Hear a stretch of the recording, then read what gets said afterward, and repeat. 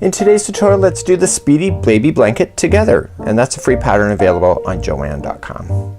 Welcome back to the Crochet Crowd. I'm your host Mikey. Today we're going to work on the Speedy Baby Blanket featuring Bernat Home Bundle yarn, and this is a free pattern available on Joann.com, and there's a link in the more information of this video if you'd like to access this pattern.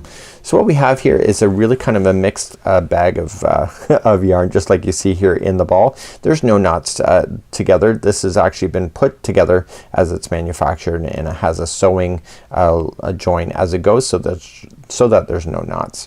So what we have here is that we have Softee Chunky, we have Bernat Pipsqueak, we have Bernat Blanket, and we also have Boucle yarn, just like you see here.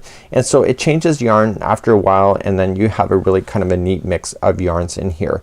You're going to need an 8mm size L crochet hook in order to play today, and this pattern is simply a granny square, and it's just amazing because of the way that the yarn turns out when you're using this yarn. So let's begin.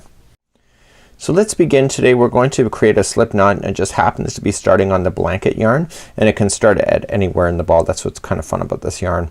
And so you will see it changing throughout today's tutorial. So we're gonna begin by chaining 5. So just 1, 2, 3, 4, and 5, and we want to create a center ring of your afghan. So you want to insert your hook into the beginning chain, and then just yarn over and pull through, and you now have the starting chain just like, or the starting ring just like this. With this straggler, I want you to kind of pinch it together so it's part of it, so we can bury it in the first round. So let's begin round number 1. So in this blanket, what we're going to be doing is that we're going to be starting on one side of a corner and then going to the other side, and I'll show you a little bit more about that in just a moment. So what I want to do is we want to chain 6. So 1, 2, 3, here's a double crochet, and then another 3. So 1, 2, 3. So that was a total of 6. So if you can visualize it like it's turning like this, it just is a lot easier in your mind, and it will make sense in just a moment. So we're now going to create sides. So in order to do the sides on this, what we have is that you're just going to wrap your hook just like this, and you are just going to put in 3 double crochets into the center ring. So 1, and keeping that straggler here locked into the middle just by holding it, and it will get stuck underneath the stitches. This is 2 and 3.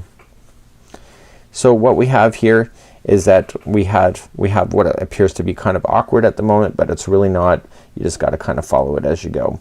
So what we have here then is that we need to do a certain amount of things. So in the corners we have to chain 3. So 1, 2, and 3, and then coming back into the center ring you want to double crochet 3 more times. So it's kind of just remembering that it's in groups of 3 as you're getting around this round, just like this. And then you're coming to another corner. So another corner is chaining a 3, 1, 2, and 3, coming in back into the ring, and the yarn is about to change to Pipsqueak on me here. So 1, 2, see, it's not a knot, it's just joined with a sew, and because it's kind of fluffy it will really turn out really well. So just go there. So you're just using this instead. So here's your 3, and then you have to chain 3 again. So 1, 2, and 3, and then coming into the center ring again. So you have 3 sides here. So 1, 2, 3, you have a portion of a first. So when you come to the final side here to finish it off, you're only going to put in 2 double crochets only. So 1 and 2, and you're going to go and join to the 3rd stitch up. So the 3rd chain with the slip stitch just like this. Okay, so you should be able to see 4 corners. So 1, 2, 3, and 4, and this is where we're going to start row number 2. So let's begin. So to start each one we have to start right off into this chain 3 space. So you're just gonna go right into the chain 3 space, grab the yarn, and pull through, and this is a slip stitch to make it start into the corner. So now we're gonna chain 3 again, or chain 6. We're always gonna start by chaining 6. So 1, 2, 3, 4, 5, and 6. So that is your double crochet and chain 3 as a corner. So coming into the same corner space you want to put in 3 more double crochets. Okay, so this is the other half of the corner. Now because you're working in gap spaces, this Pipsqueak is not a problem to work with. It's easy to find with the crochet hook. So in order to then move along as we go, we want to chain 1, So whenever you're in a flat space and you're coming across before the corners, it's always a chain one that separates these group of three, and you're just gonna come right to the other side because the other side is now a corner that we're running right into, and it will get bigger and bigger as we go. So it's kind of like a progressive granny getting bigger and bigger. So each one of the corners is gonna be the same. So it'll be 3 double crochets. You've done this before. Just like that, and then chain 3, 1, 2 and 3 and 3 double crochets in.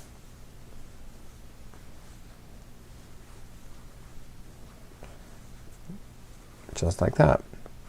So because we're now on a flat side, what separates them is only a chain one, and then you come in it happens to be another corner just right immediately. So it's gonna be 3 double crochets. So the Pipsqueak will not last too long, but it's long enough to provide interest in the afghan, and then chaining a 3, remember, and then coming into the same corner you're going to put in 3 double crochets.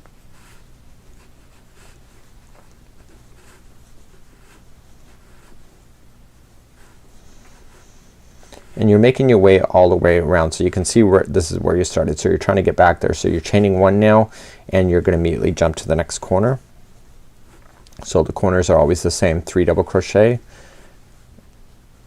and then 3 chains and then 3 double crochet. So I kinda like this yarn because you know where it's gonna end, because like the yarn's gonna change over. It just is kinda neat where it happens on the afghan. So you're gonna chain 1, and now you're coming back to the very start. Here's the chain 6. So you finish off the final corner with only 2 double crochets. So 1 and 2. Now this is Pipsqueak, so it's kinda harder to tell where the thing is, but you just have to eye it up. So 1, 2 and 3, and then just going into a chain. You can deal with that a lot easier in person than you can see it on the camera. So that's it. So what I want to do is I want to show you one more round, because every round is now identical up until you get to the final size that you want. You only need 2 balls, and it's about 32 inches. So let's start our next round. So you're just gonna slip stitch into the chain 2 space or chain 3 space. To get you started, you're gonna chain 6. So 1, 2, 3, 4, 5 and 6. Coming into the same chain 3 space, you want to finish this corner on the other side, so it's gonna be 3 double crochets. So 1, 2 and 3. Okay, so now you're in the flat space here, so you're just gonna chain 1. You now have a new hole here that wasn't there before, and now you're just gonna fill that in with 3 double crochets. So in the middles are all just gonna be 3 double crochets as you work across, followed by a chain 1, and then the next one happens to be a corner. So in the corners are always the same, 3 double crochets, 1, 2 and 3, chain 3, 1, 2 and 3, and then coming back into the same corner.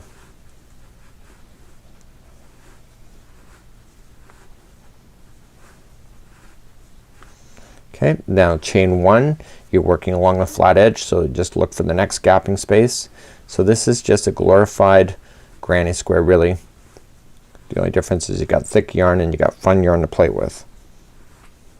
Like this, chain 1, and now the next one happens to be a corner. So there's gonna be 3 double crochets there. Okay, chain 3, 1, 2 and 3, and then 3 double crochets again.